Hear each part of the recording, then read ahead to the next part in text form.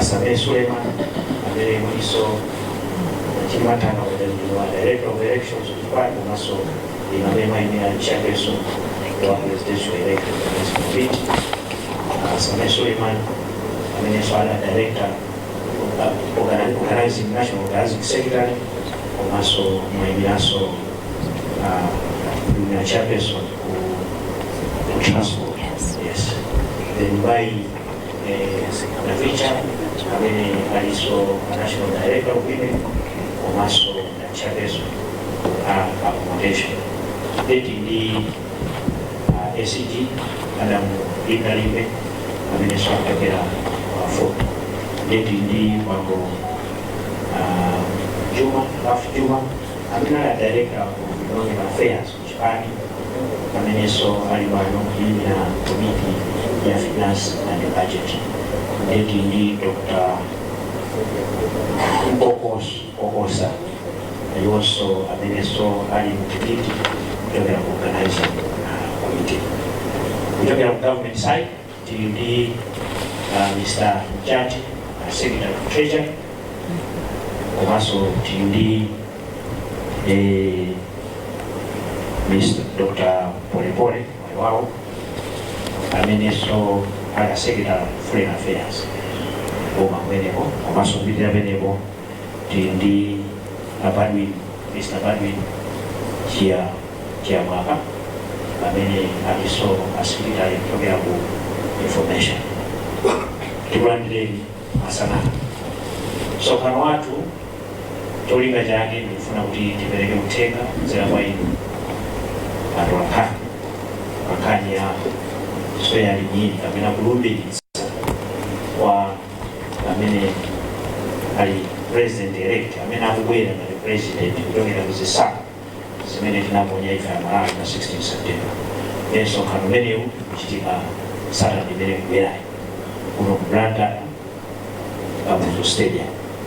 Ndiye nditero ndisatai nthawi nditiyambe zonse bwinobwino ndiyambembe Honorable Patricia Whiskers kutango pemphera atike mapemphero kena kandikadzatero ndidzaita nano ndidzapempha kupano amene ali chair from the presidential elect kuti atitsekulire mambo ndi mawu oyambirira titero nditu ndipitane kwere kuti tsekulire mambo ndi pemphero zokwambiri. Shall we go ahead and play? Oyera Mulungu Atate, tikukuthokozani kwambiri chifukwa cha tsiku la lero. Tikudza pa mapazi panu monyadira ndi mokondwa. Mokondwa Atate pozindikira kuti tsiku ili la 4 August mu 2020 ife sitimadziwa kuti lidzafika. Koma pokuti inuyo Yehova munachikonza kuti chidzatero, pokuti inuyo ndi amene mwatsankha mtsogoleri wathu Profesa Arthur Peter Mutharika kuti atilamulire zaka 5 zimenezi komanso zaka zina zomwe zikubwera kutsogoloko. Tikukunyadirani, tikukuthokozani. Atate ife tutasonkhana pamalo pano kuti tigawane ndi anzathu atolankhani komanso mtundu wonse wa Malawi mene ife ngati chipani cha TPP komanso dziko takonzekerera kulandira mdalitso umenewo. Tikukupemphani Atate kuti tisanayambe mwambo wonse tumizani mzimu wanu woyera ufike mchipinda chino, ufike pakati pa utsogoleri wonse wa TPP, uyang'anire amayi wonse ochokera ku chipani cha TPP amene akhala kuyankhula pa msonkhano uwu. Atate azimayi owongoka bwino, olimba mtima, amene adapereka moyo wawo kuti atumikira Malawi. Adalitseni azibambo onse kuchoka ku chipani chimenechi amene akhala kuti yankhula posachedwa apa. Dalitsaninso atsogoleri athu kuchoka kumbali ya boma pamene agawane nafe mmene takonzekerera kutenga chinthu chimenechi kupita patsogolo. Adalitseni atolankhani athu kuti afunse mafunso oyimiriradi zokhumba zenizeni za Malawi. Atate tikuyika mwambo umenewo m'manja mwanu mu dzina la Yesu Khristu tapempha ichi. Amen. Amen. Amen. Amen. Tuoze Honorable Patricia Whiskers kufanya pemphero lanu mwambo ubwera Saturday pa 4 October. Ndiye titero kuti mosataya nthawi nipereke kwa Honorable Matanga kuti atsekulire ndi opening remarks. Opening remarks for this press briefing. By the way, we are we are a usual person, Shadi Namao of National Publicity Secretary, kuchokera kuchipani cha TV. Zikomo kwambiri ndiyambe ndi kupereka ulemu, ndipereke ulemu kwa amene mukuyimira boma, Mr. Hedrick Njati, Secretary to the Treasury. Ndipereke ulemu kwa Dr. Polepole amene muli Secretary ku Minister of Foreign Affairs. Ndipereke ulemu kwa Mr. Chamwaka amene muli Secretary ku Ministry of Information. Komanso ndipereke ulemu kwa nzanga amene choka ku chipani. Ndipereke ulemu kwa Honorable Samia Suleiman amene muli National Organizing Secretary a chipani cha Democratic Progressive Party. Ndipereke ulemu kwa Mai Merena Vicha amene muli Director of Women ku chipani cha Democratic Progressive Party. Linda Limbe amene muli Secretary General a chipani cha Ford. Ndiperekenso ulemu kwa Honorable Ralph Joma amene muli Director of Economic Affairs ku chipani cha DPP. Ndipereke ulemu kwa Honorable Mpokosa amene muli Vice President a chipani cha NTP, mulandire ulemu wanu. Ndipereke ulemu kwa atolankhani onse amene achokera ku nyumba zolutsira mawu zosiyanasiyana, moni nonse.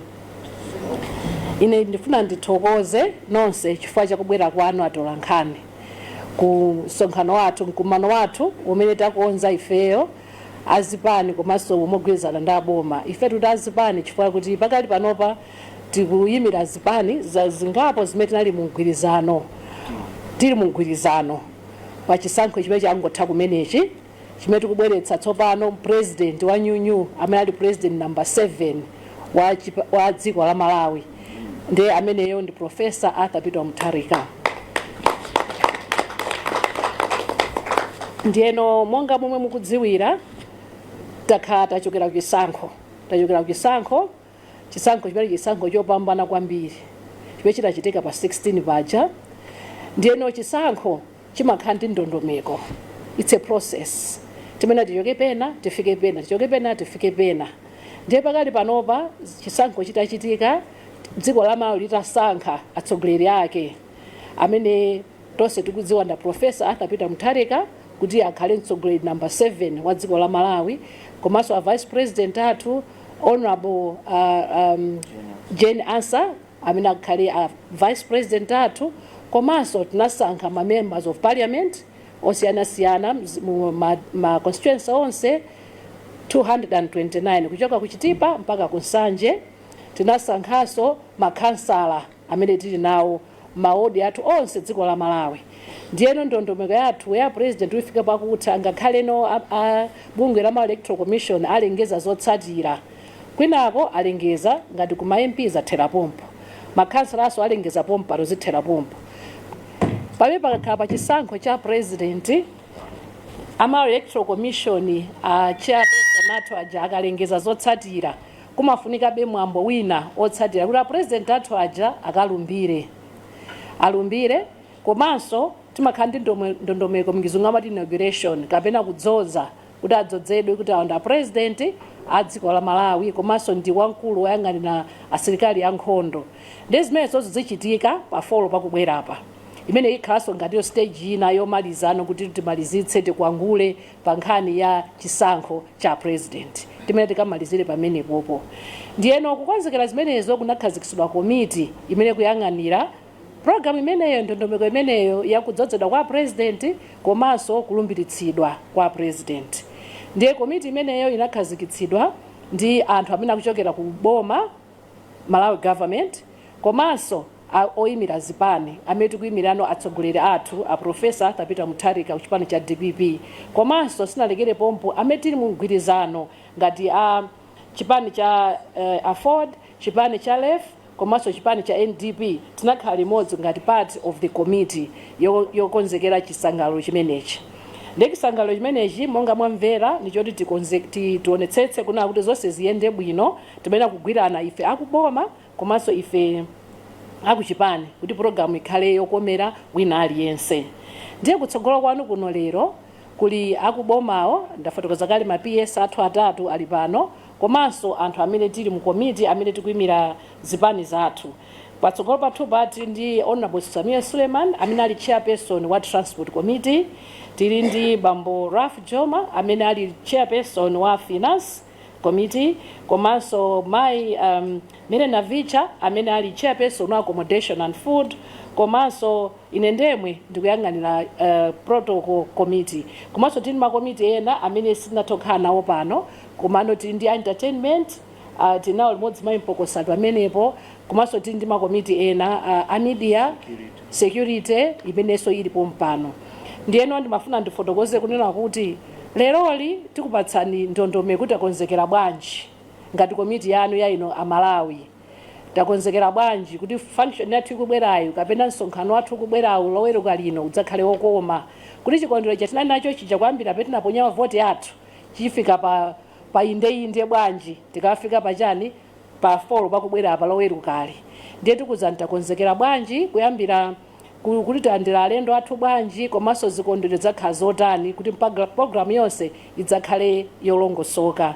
Ndiye tikuzani metakonzekerera ndi apempha Secretary to the Treasury kamene ndingona kuti mkulu wayang'ana chuma ku nduna wathu wa zachuma kuti atiuze kuti zinakhala bwanji. Achoka pamenepo pabweranso kutanthauzira muchichewa imene ikhala mu chizungu, komano kubweranso muchichewa kuti dziwe kuti aliyense Malawi aliyense amve kuti kweti takonza zotani.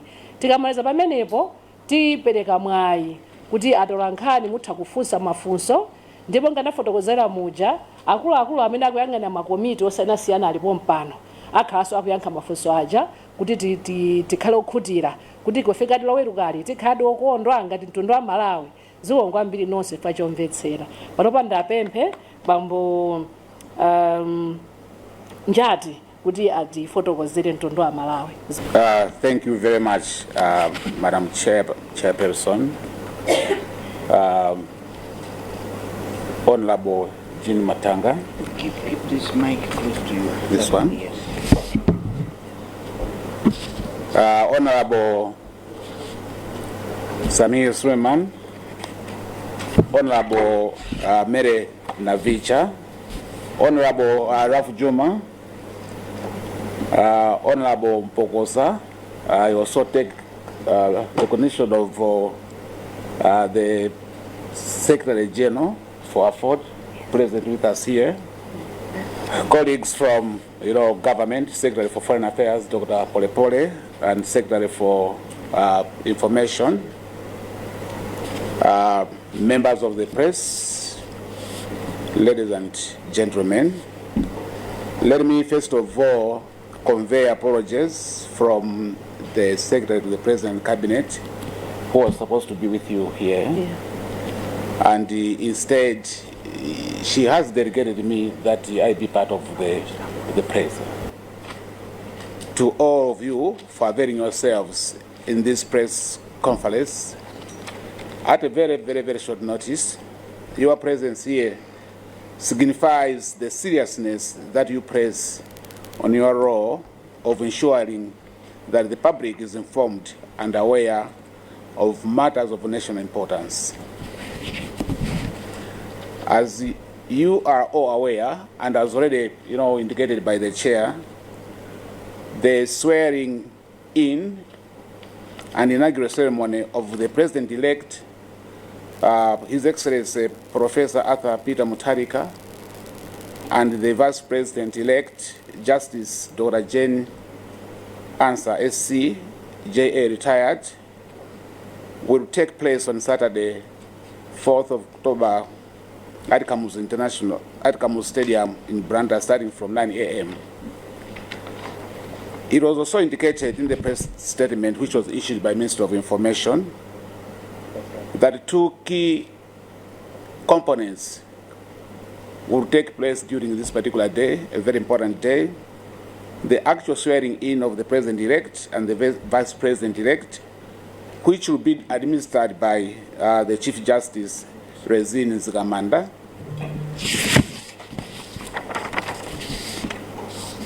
and the inauguration of the 7th President of the Republic of Malawi, which will be symbolized by the presentation of the symbols of office military honors, cultural performances, and the inaugural address. Let me also inform the public and all citizens that all our informed former presidents, namely Dr. Lazarus Chakwera, Dr. Joyce Banda, Dr. Bagiri Muruzi, have also confirmed their attendance at this very important day. So on behalf of government, I would therefore like to invite all citizens, leaders of the public and private sectors, religious and civil society organizations, to join us during the ceremony on Saturday. Ladies and gentlemen, we have extended invitations to heads of state and governments from the SADC region, Kenya, Sierra Leone, as well as the SADC Secretariat, COMESA, the African Union Commission, and the United Nations. More details about the confirmation of the delegates will be provided by the Secretary for Foreign Affairs. In addition, members of the diplomatic corps and international organizations have also received invitations and will be in attendance. Ladies and gentlemen, as this is a very important event for the nation, members of the public in the other parts of the country will also be able to view the inauguration ceremony in the following places: Lilongwe at Civil Stadium, Nzuzu at Katoto Freedom Park, and Mangoji at Mangoji Stadium. In conclusion, therefore, I would like to call up all upon us, Malawians, to participate in this occasion in a patriotic manner. With these remarks, Chair, Honorable ladies and gentlemen, I would like to thank you for your attention. May God bless us all, and may God bless Malawi. Thank you.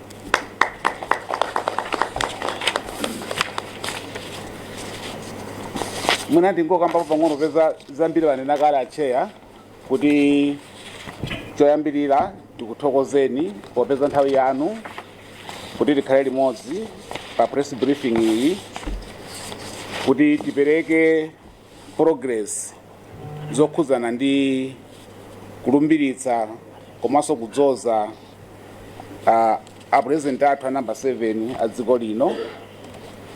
Monga nanenera kuti kudzakhala zinthu ziwiri, choyambirira kuwalumbiritsa komanso ndi kuwadzoza. Koma chachikulu kwambiri nchonena kuti iyi ndi nkhani yabwino kwambiri, ndi chinthu cha mtengo wapatali, n'chifukwa chake Amalawi onse akupemphedwa kuti kusangalala uku nafenso zitengeko mbali zambiri wakambakala Chair. Zikomo kwambiri. Zikomo kwambiri. I think before we hand the microphone to other members of the panel, kuti abangela feshare, muna ndingofotokozapo kuti this inauguration will be held under the theme, The Great Return to Proven Leadership. This is just to remind us all. Kuti our theme for this inauguration will be The Great Return to the Proven Leadership. It is a theme that speaks directly to the confidence Malawians expressed during the general elections of the 16th September 2025. And it reminds us that this occasion is not just about change in leadership. It's about reaffirming trust that is tested, experienced, and capable hands. So this is to reaffirm the nation that we are returning back to that sort of leadership that was already proven. So this day will be one of the most important occasions in the life of our nation. It will not only mark the assumption of office but by our new president and vice president, but it will also symbolize the continued growth of our democracy. And this comes after a peaceful general election of 16th September. So where Malawians spoke with one voice and entrusted their future to new leadership. The leadership that was already tested, so they're just getting it back. So the inauguration will therefore be a celebration of the will of the people and of our unity as a nation, and of the trust that binds leaders and citizens together. citizens across the country, from Chitipa to Nsanje. So this celebration will be there to bind us together. So as I shared earlier on, preparations are at advanced stage, and as ST has already shared, I will invite maybe other members to share if they've got something to add, and the members of the committees. Thank you. Zikomo kwambiri, titokoze kwambiri ya chair Honorable Matanga, komanso ST amene mukutitsogolera, komanso amene muti panga moderate. Ndizoona ndingowe ikilapo ndemanga pa nkhani imene anafotokoza Secretary to Treasury unena kuti tikukonzekera tinayitana onse ma members a SADC kuti kudzakhala mwambo umenewu. Poyambirira tinawuza ndi tikoyambirira kwenikweni kuti kudzakhala masankho, ndipo masankho atachitika tinafotokozeranso ma members onse a SADC. Powonjezera popo monga mene anafotokozera ST kuti anatchulapo Sierra Leone komanso anatchulapo Kenya. Izi zikungosonyeza nena kuti tinayitana mtsogoleri amene akutsogolera bungwe la ECOWAS komanso mtsogoleri amene akutsogolera the East Africa Community. Ndiye ndondomeko yonse toto imene tinayitana atsogoleri onenda adakhoza kubwera kudzakhala nawo ndife pa chisangalalo chimenechi anakwana 17. Pa 17 pamene popo ena poyambirira pamene tinawuza nena kuti tidzakhala ndi mwambo umene uwu anaonetsa ndatibwera, koma panopa pamene ndikulankhula pano popeza ma confirmations akubwerapo ango ma confirmations alipo okwana 4. Dziko la Botswana lanena kale kuti lifika kuno kudzakhala nawo pa chikondwerero chimenechi, komanso dziko la Mozambique, komanso dziko la Zambia, komanso dziko lijatima kutchulikwa ndi nena kuti Kingdom of Eswatini. Pakadali pano maiko amene apanga confirm ndi amenewo. Mwina ndime pamene popo ndisanapitilize ngati pakhale mwina pofuna kuti explanation ichitike tikhoza kutero pa nthawi imeneyo.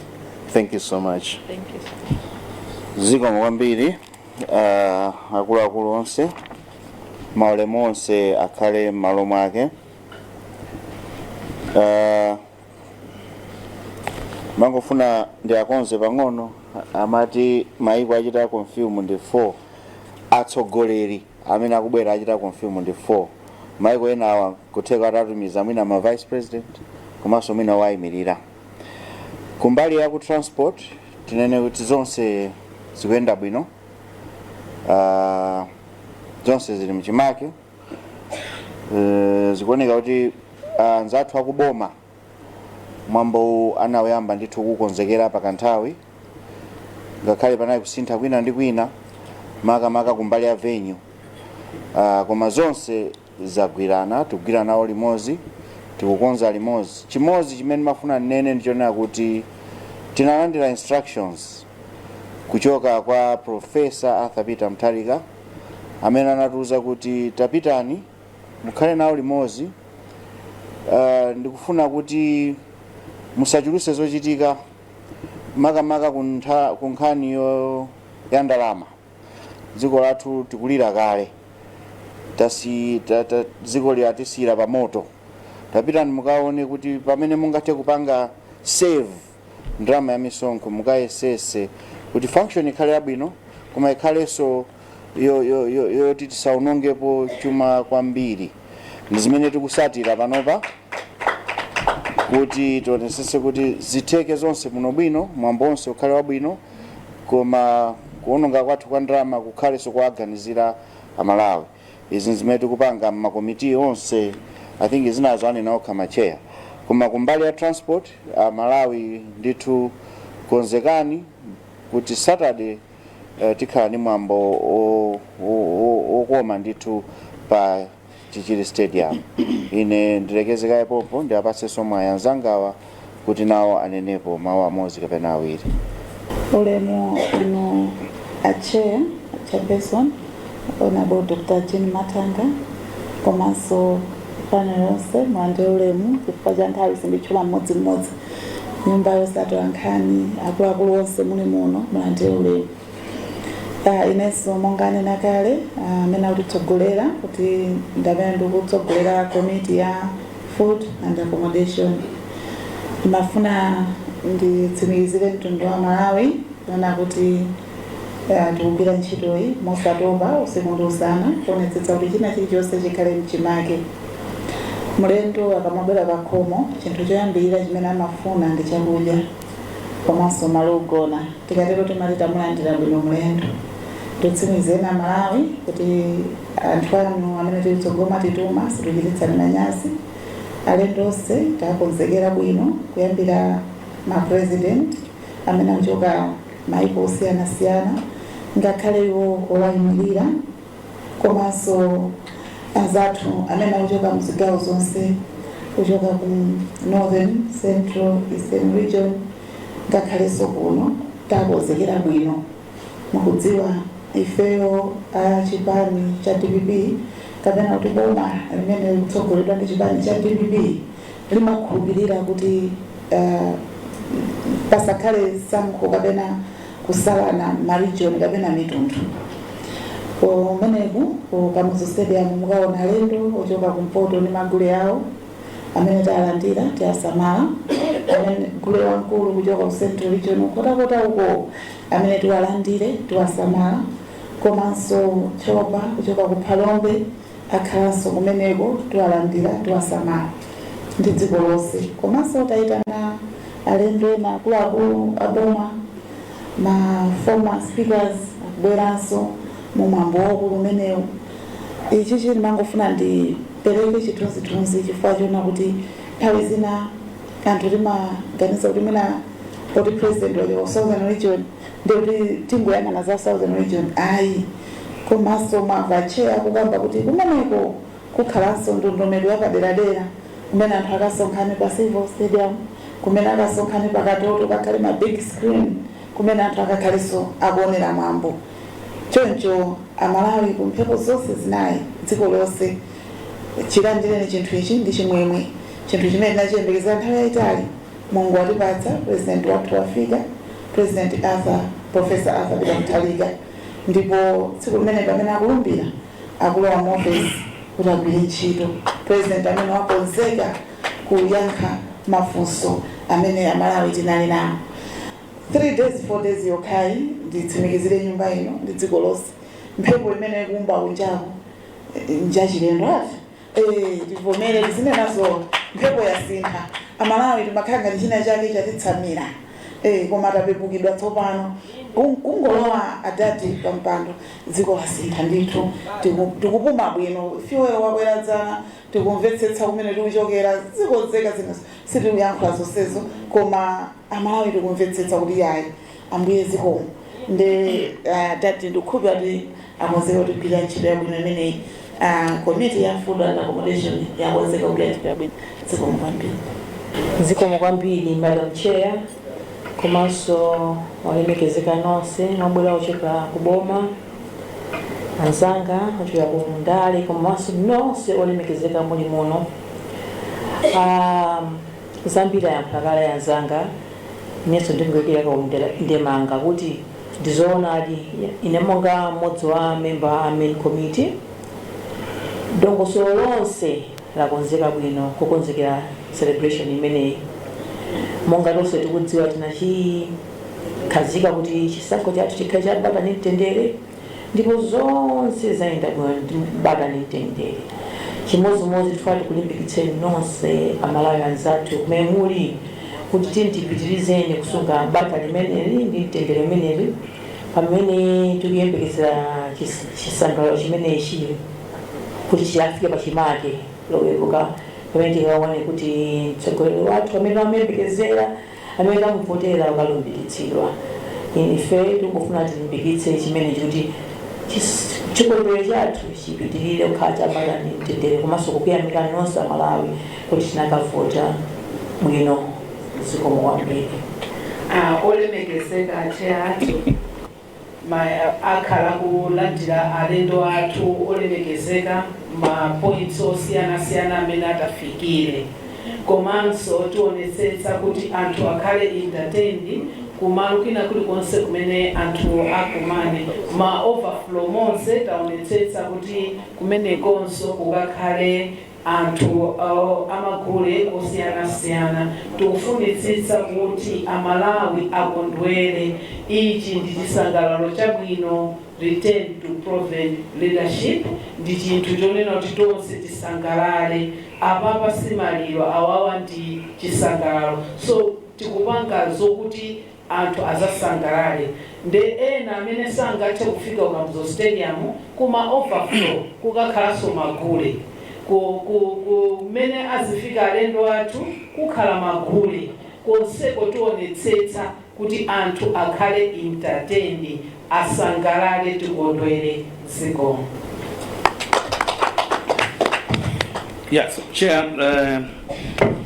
I just wanted to mention something about the supply side, since we have heard much about the demand side of this event.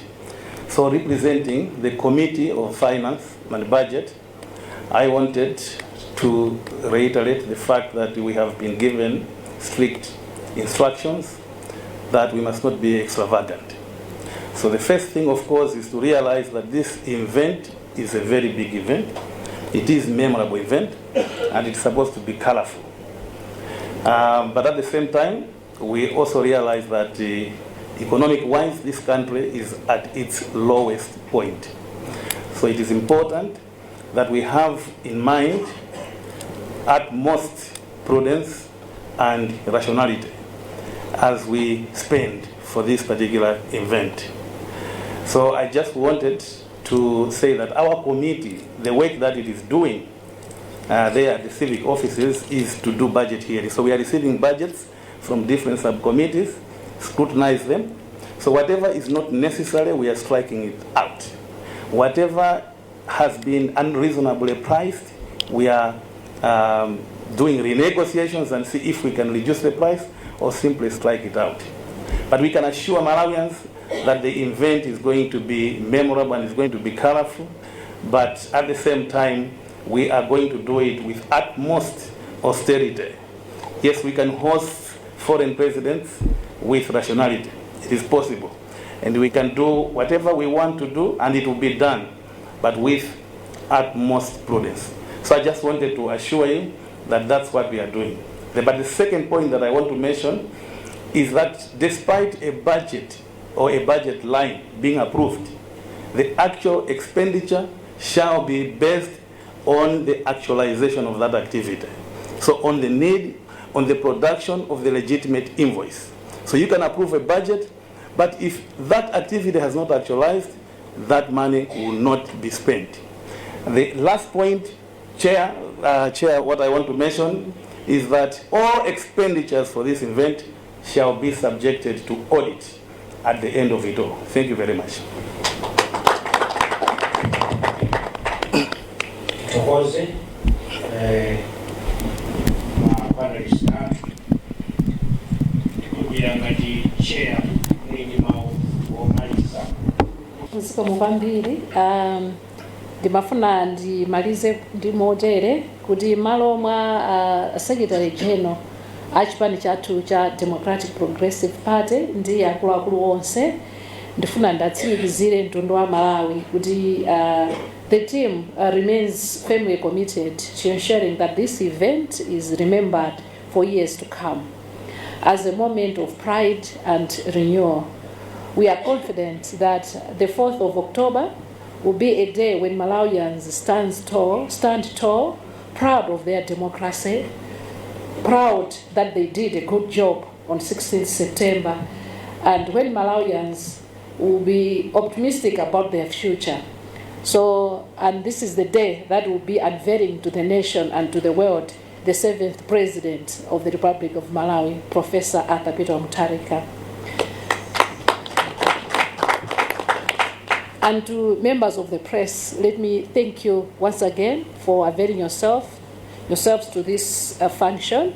We do not take your coming for granted. You have decided to go and cover other functions.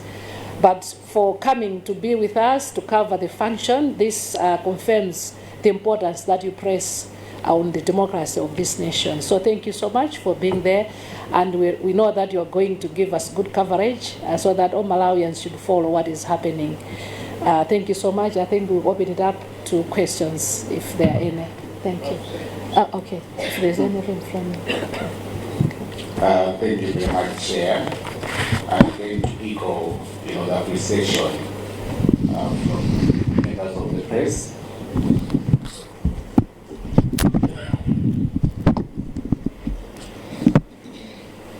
Members of the press, it is a very big day, Saturday, and we really appreciate the collaboration that is there between, the team from the president-elect and government.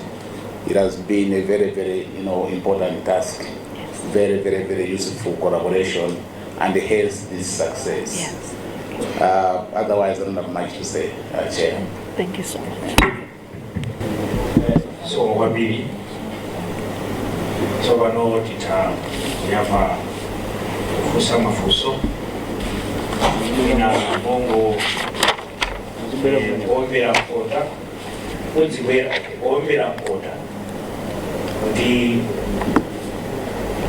isangano lyatu isangalira kuti tukolera sokoleri walunda sokoleri wodziwa kugwira ntchito wodziwa kuti amalawi nokuti aondya kudziwa kuti kumakudziwa kuno kuli njala ndikuthana nayo njala kudziwa kuti kudziwa kuno kusowa ndalama zakunja ndikuthana nawo makusowa kwa ndalama zakunja forex ija ndikuwapezeka kudziwa kuti kudziwa kuno makola kuvutika chifukwa choti school fees sakumaipeza ana amapezeka usukulu kuthetsa kuti ana asamalipira makola asamalipira school fees dzikhala yaulere izi zimene tikakhala kusangalira zimenenso amalawi anavotera tikumanena kuti a great return to proven leadership transforming Malawi through the people-centered government.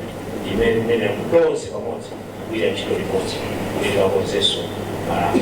Ndipo amenewa ndilole tsopano ngati pali mafunso ena ndikaona zinde kuti zimene afotokoza atsogoleri ake ndekuti zili bwino zonsezo zamveka. Koma ngati pena pake sipanamveke bwinobwino muziwera modzimodzi titeronso kuti mafunso wako tizikhalapo limodzi osayika kathumba kamafunso kama kangalira kusokoneza so mmodzi limene lilipeni likwere nalo kufunsa Malawi na akumveni komanso akuluakulu athu atithandizire kuyankha nemudziwera kutsogolo kuno. You introduce your name and then you ask your question. Thank you very much. I will start with Aobi from Zomwe. Yes. Thank you so much, Honorable. First one, I repeat Secretary to Treasury, also Deputy Finance Committee. Timafuna muna mudakipata ngatingoteka mafigures kuti ndalama zingati zimene mukugwiritsa ntchito zimene mumapanga budget kuti zigwire ntchito pa mwambo umenewu. Mafigures yonse ndimene mudati pangira clarify kuti zingati zimene zikugwira ntchito.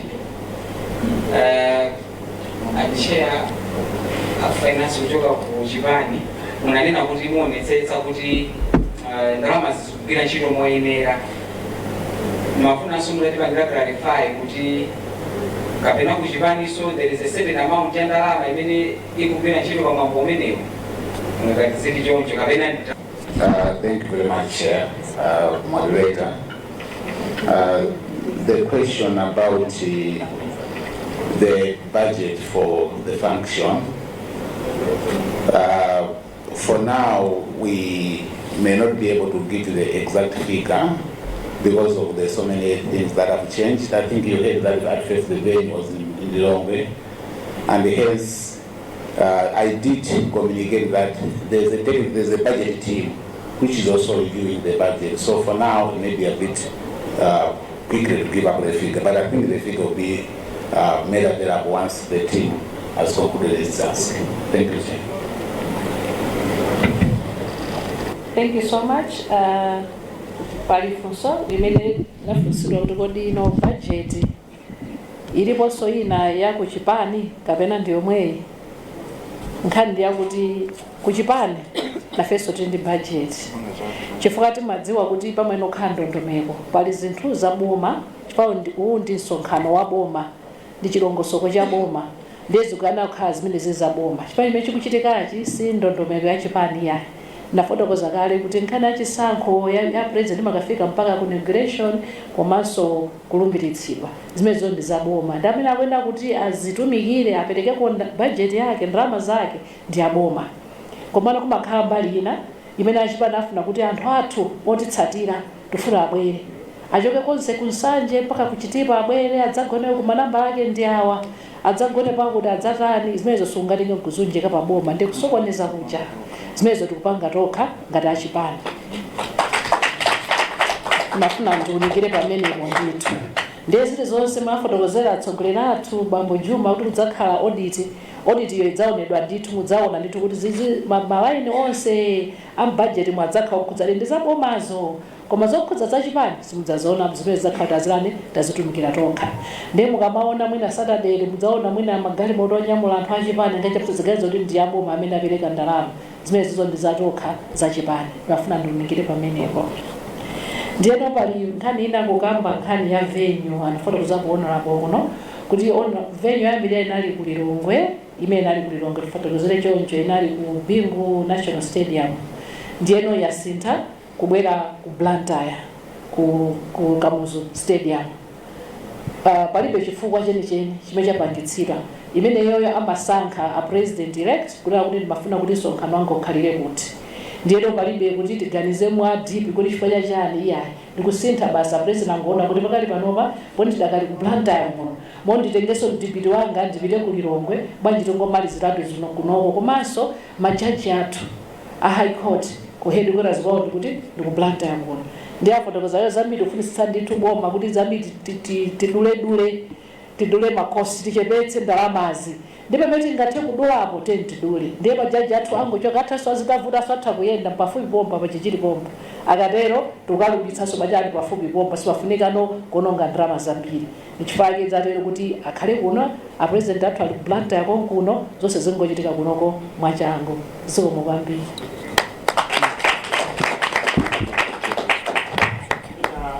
akuboma kungobanga assurance kuti kuchipani sikudabwere ma request ya boma ino budget imeneyo kulisa chipani there's no request from the party to government zachipani pachipani kunyamula anthu atenga kuspese kwatu saboma isaboma kungabanga assurance mwayo Chair, moderator, I think as presented by the chair,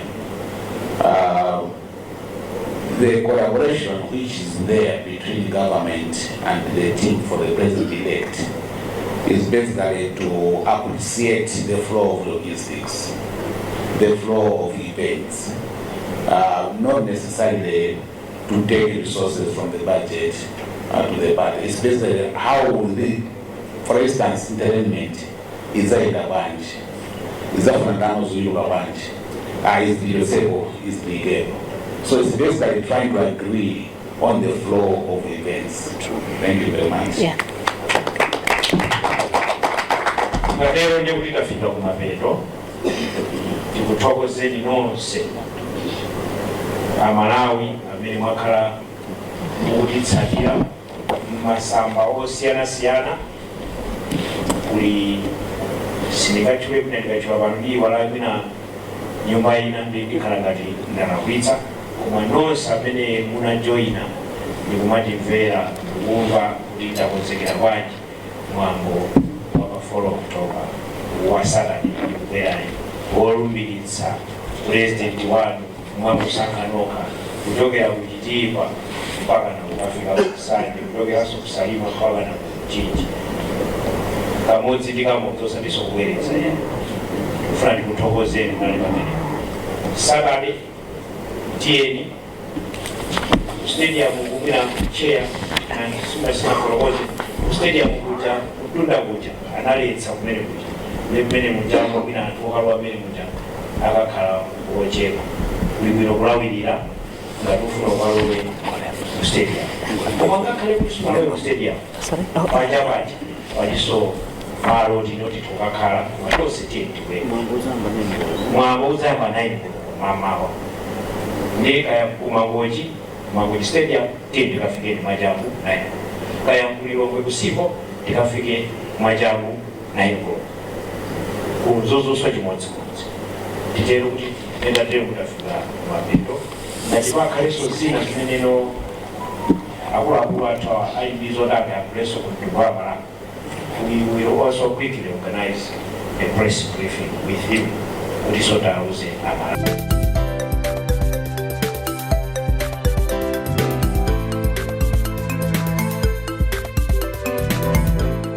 With yet another edition of Business Digest. Now, coming up in the next half hour, PPDA underscores the importance of research and economic studies in public procurement and disposal of public assets. Ilovo Sugar Malawi, commended for being exemplary in tax compliance. We have these and other stories. Stay tuned. And we also have the exchange rates.